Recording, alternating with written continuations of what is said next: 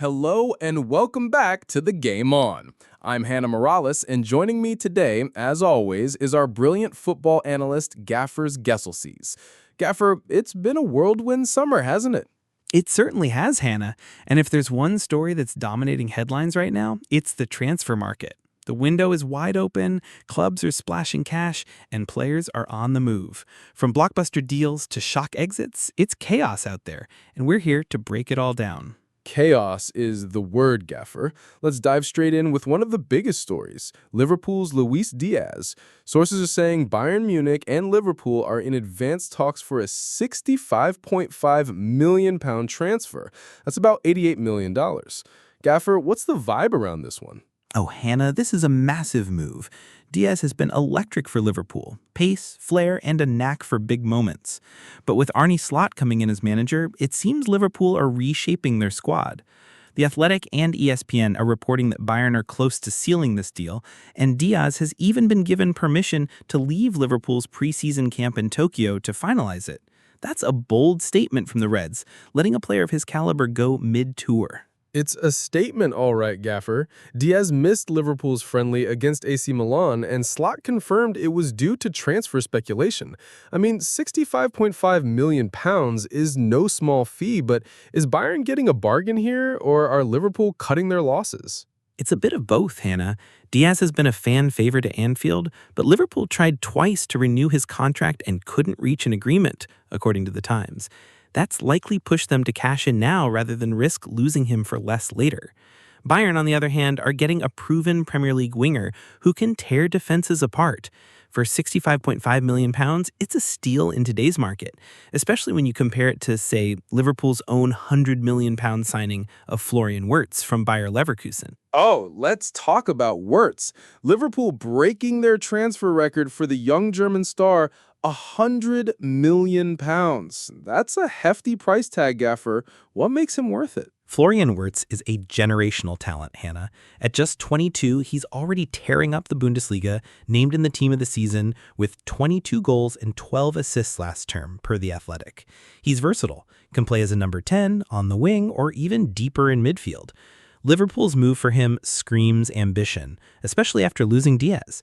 Arne Slot is building a squad to dominate, and Wirtz is the kind of player who can unlock defenses and create magic out of nothing. It's exciting, isn't it? But Liverpool aren't stopping there. They've also signed Hugo Ekitike, muscling in on Newcastle's plans, and there's serious talk about Alexander Isak from Newcastle. Reports say he's told the Magpies he wants to explore his options, and Liverpool are ready to pounce with a potential £120 million deal. Gaffer, is Isak the missing piece for the Reds? Hannah, Isak would be a game changer. He scored 27 goals in all competitions last season, including in the Carabao Cup final, as per the Daily Mail. He's got everything: pace, finishing, and that cool-headedness in front of the goal. But Newcastle's stance is clear. They don't want to sell. Eddie Howe's been vocal, saying he's confident Isak will stay.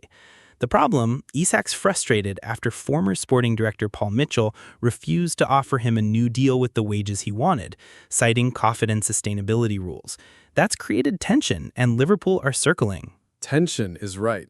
The Daily Mail reported that Isak's frustration has even impacted the Newcastle dressing room. If Liverpool pull this off, Gaffer, how do you see their forward line shaping up with Ekitike and potentially Isak? It's mouth-watering, Hannah. Imagine Ekitike with his physicality and goal-scoring instincts paired with Isak's clinical finishing and Wirtz's creativity behind them. That's a front three that could rival any in Europe. Ekitike's 6-year deal, as reported by The Athletic, shows Liverpool's long-term planning. But Newcastle's £120 million valuation for Isak is steep, and with Al Hilal from Saudi Arabia also sniffing around, this saga is far from over. Speaking of sagas, let's move to Arsenal, who finally landed their man Victor Gyökeres for £63.7 million from Sporting Lisbon. Gaffer, this feels like a coup for the Arsenal, doesn't it? Absolutely, Hannah. Gyökeres is a proper number 9, quick, powerful, and clinical.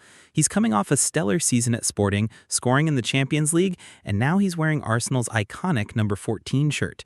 McKellarton has been clear about needing a top striker, and Gyökeres fits the bill perfectly. The Athletic reported that Arsenal outmaneuvered late interest from other clubs, and Gyökeres himself said he was focused only on joining the Gunners. That's commitment. Love that passion. Gyökeres was unveiled to fans in Singapore during Arsenal's pre-season tour, and Arteta said he's assessing his fitness to get him up to speed. But Arsenal aren't done there, are they? There's talk of a move for Crystal Palace's Eberechi Eze. What's the latest there? The Independent says Arsenal are confident in landing Eze for around £60 million, despite his £68 million release clause. Eze is a dynamic FA Cup-winning midfielder who'd add flair to Arsenal's attack alongside Gyökeres. At 27, he's in his prime, and pairing him with the likes of Bakasaka and Martin Odegaard could make Arsenal's midfield unstoppable. It's a bold move, especially after spending £203 million this summer, per The Sun. Arsenal are flexing their financial muscle. But let's cross to Manchester, where both United and City are reportedly in for PSG's Gianluigi Donnarumma. L'Equipe says PSG are eyeing Lille's Lucas Chevalier as his replacement. Gaffer, is this a goalkeeper tug-of-war we're saying? It's a proper battle, Hannah. Donnarumma's contract is up next year, and PSG don't want to lose him for free, so they're open to selling now. Both Manchester clubs need a top keeper, City with Ederson's future uncertain, and United looking to upgrade on Andre Onana, despite his recent injury boost. Donnarumma is world-class, and L'Equipe's report suggests Chelsea and Galatasaray are also in the mix. This could get messy. Messy is an understatement. Sticking with United, they've made some big moves, signing Mateus Cunha and Brian Mbeumo, but they've ruled out a move for Isak. Meanwhile, Rashford's off to Barcelona on a loan deal with a £26 million buy option. Gaffer, what's the thinking behind United's transfer strategy? United are rebuilding under Ruben Amorim, Hannah. Cunha and Mbeumo bring pace and goals to their attack, but Rashford's exit is a shocker. The Athletic reports that he's been given permission to fly to Barcelona, and it's a loan with an option to buy, which suggests United are hedging their bets. Rashford struggled for consistency, and Amorim's clearly prioritizing players who fit his high-pressing system.